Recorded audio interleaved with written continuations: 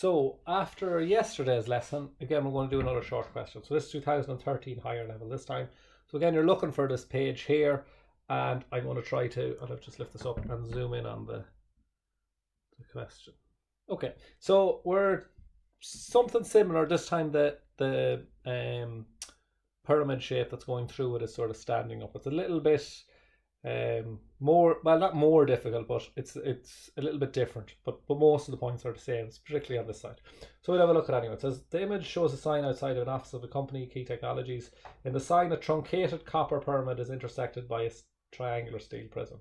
So what truncated means is basically the top of it's cut off. So in other words, this isn't a full pyramid like you find in Egypt. Truncated just means it's been cut off at the top. So that's all you need to worry about that.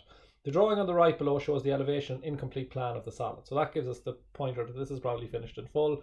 And what we're actually trying to finish off is the plan. Let's complete the plan showing all lines of interpenetration or intersection. Use a section plane to find the crossover points. So in the last question, that was what we used here. So just to go back here, this here was what you'd call a section plane. Basically a cutting plane, as if you imagined it was cut off.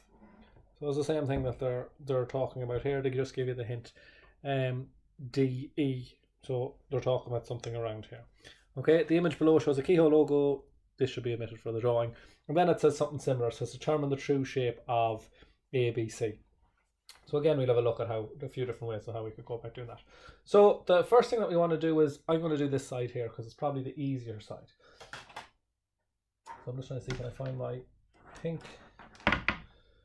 light lines. So what we said from the last question was that anywhere it touches, you bring down. And I suppose the most important thing is that if you don't understand the question in full, or you're going to do the question on the day of the exam, that you make sure you bring them down, and then at least you'll find points. And again, you'd extend on any line to meet it. If you weren't sure, you could extend on those, but I know from doing the question that those aren't the ones that are actually needed. So they call them A, B, C. So you have to imagine that this is basically a triangle. So I'm just going to mark C is there, and A and B are here. So again, we label them the same way. We'll have A1 and B1 here. Sorry, you can't see that little one. And we'll have C1 there. Okay. So, oops, I can't sort it. I'm trying to balance my set square. So again, if I bring this down, C1 will be here. B1 will be here. And A1 will be here. And I'll just join them together. So I'll take my black pen. So A will go to B, will go to C, but when A goes to B, it'll obviously be on the underside of the triangle. So it'll basically be hidden. So basically it's underneath that. So that's pretty much the question. Probably could have put a little bit more hidden detail lines in there. Okay, but that's that side of the question done.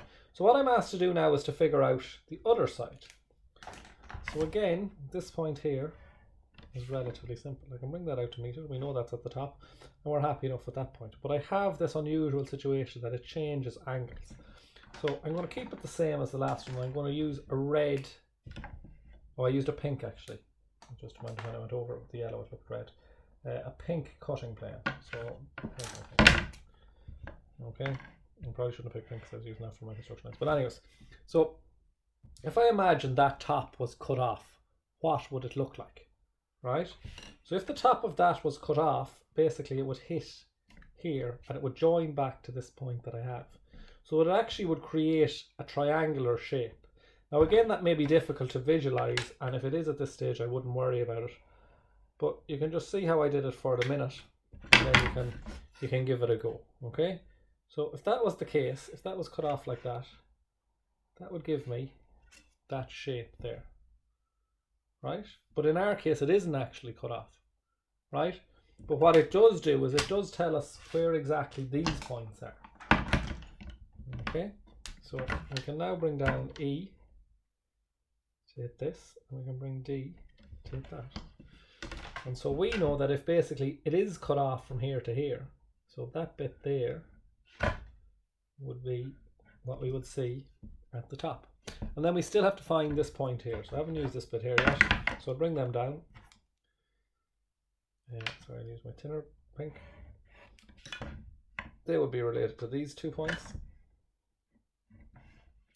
And then they would join back up. So for most of you, you'll find that a little bit more confusing. Right? You can give it a go.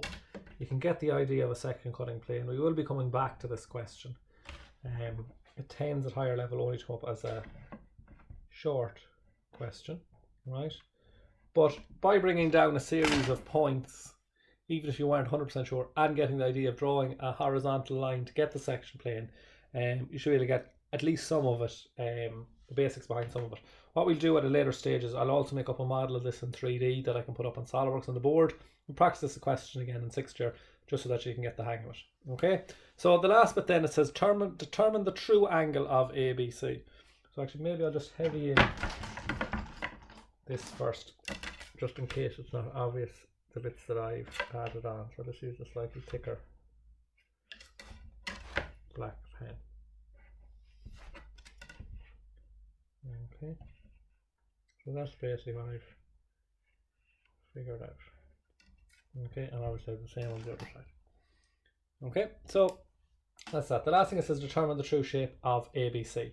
Now again, the rotation method is the easiest way, but in this case, where would I think about it? If I thought the bottom of it was a hinge, so in other words, I don't know what this is exactly, but you could imagine it's like a Toblerone box that's sticking up, and if this was the flap at the back, that you could literally rotate it down. So we'll just mark that in a blue, I suppose, like I said the last time, like a window. So this would be the blue bit that I can see there. And when I look at it from this side, that's too thin, I need a thicker one, I see it as an edge view. So the rotation method will work anytime I can see just an edge of the surface that were required. So I'm going to rotate it down as if it opened down and was flat on the ground. So it was at that angle, it's now flipped flat on the ground. Okay, so in this case then, when I'm looking straight down, I can see exactly the shape. So the line AB hasn't moved. All that's moved is basically this is pivoted forward, and it's the line C that has changed position. So that's basically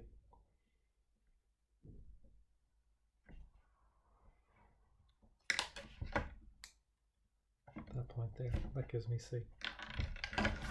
And I now have what the true shape of that triangle is. Okay, so as I said, if you imagine it was a Toblerone box and it was up at an angle and you flipped it down, that's one way of looking at it. The other way is if you had to cut this out for a development, you had to cut out, you had to seal up the Toblerone box, and you had to get the right piece of cardboard that you'd have to do it. How would you do it? Well, again, if you took that, rotated it down, brought it down here, you could figure out that size, and then basically that would fit onto it there. Okay, so that's the question completed.